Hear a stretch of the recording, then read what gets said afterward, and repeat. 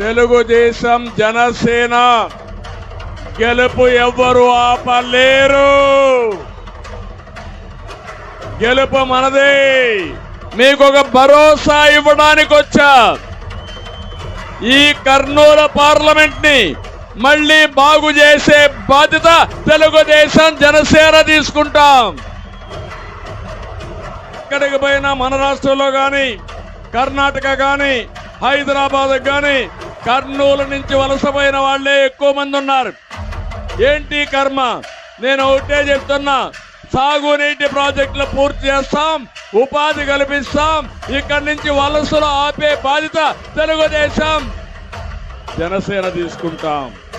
ఒకప్పుడు అన్నాడు why can't 175 అన్నాడు. ఇప్పుడు నిన్న మొన్న కూడా చూస్తున్నారు, అన్ని గెలుస్తానంటున్నాడు. కుప్పం నుంచి ఇచ్చాపురం వరకు.